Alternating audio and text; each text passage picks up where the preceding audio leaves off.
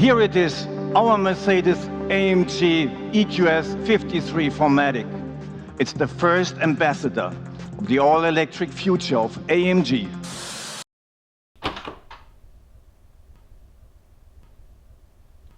Cars from Mercedes-AMG have always steered the emotions, and sound has always been an important part of this experience.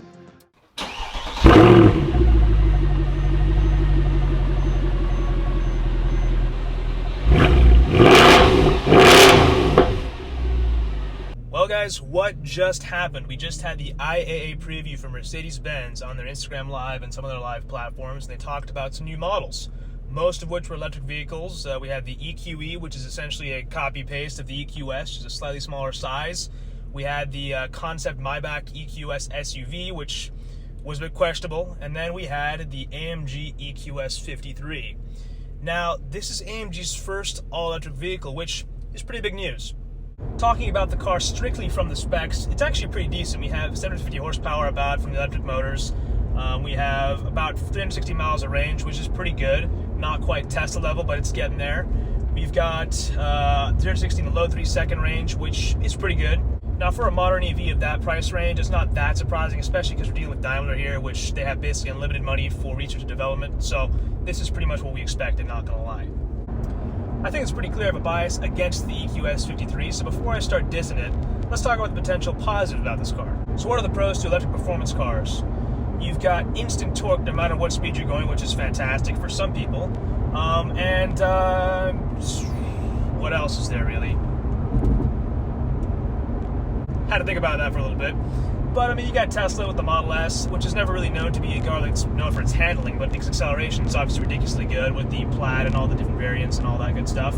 The Taycan was actually one of the first EVs to show the world you can have fun in an EV. You can actually drive one like a driver's car in some way, shape, or form. Now, it's not perfect by any means, but it's a Porsche, so they did kind of put some enthusiast sort of seasoning on that car. I just realized I said enthusiast seasoning, whatever that means. So yes, there are a couple good things that can come from an AMG EV or performance EV in general, but before we get to that, before we talk about why I don't like the Eqs53 for several reasons, I need to go on a tangent.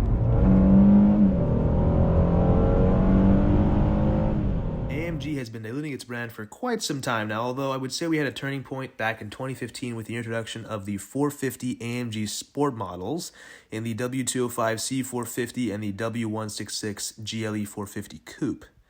These cars essentially just used a non-AMG M276 V6 engine, which is a tried and true engine, with some suspension and ECU tuning with some cosmetic enhancements as well. Now, these cars weren't badged as full AMGs, they still had the 3 numbers instead of 2, and they did not have the AMG badge on the trunk lid at all, and they only had a small AMG badge on the fender. It was kind of like an S4 or S3 from Audi as opposed to their full-on RS3 and RS4. Almost exactly a year later, the 43s came out to replace the 450s. Now, they simply just changed the badge and added an AMG badge as well. This is kind of where I started having a problem with what Mercedes was doing, as they're being marketed as full-on AMGs without an AMG power plant. In the last 5 years, we've had very similar things happen with other models. We've had 53s and 35s come out as well. It's all about a good brand dilution, in my opinion.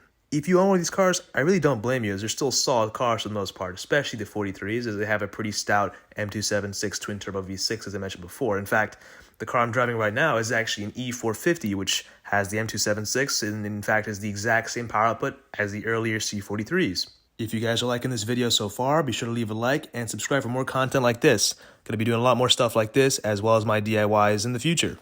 So, what does any of that have to do with the Eqs53?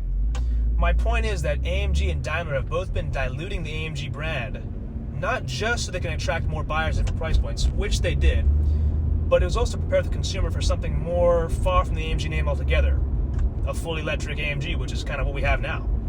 Now, this car is called the Eqs53. Now, what does the 53 mean, really? Well, you've got the 53 ICE cars, which I suppose is supposed to match up with in some way, shape, or form, but the nomenclature doesn't make much sense to me that much anymore anyways. But what this does tell us is that there will probably be a 63. There is no way the top dog of the flagship EV from Mercedes would be topping out at a 53. They're definitely going to make a 63, which kind of brings me to this.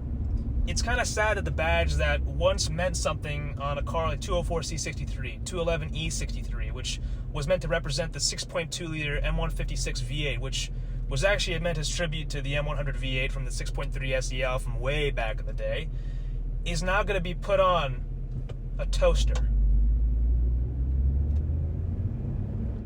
Now I'm talking like this, clown out here who's just saying, yeah, they have all got to be V8s forever, which unfortunately just is not true. It just can't happen with the European emission regulations, and not just in Europe, anywhere across the world. It's just not feasible with the new regulations that are coming out every year.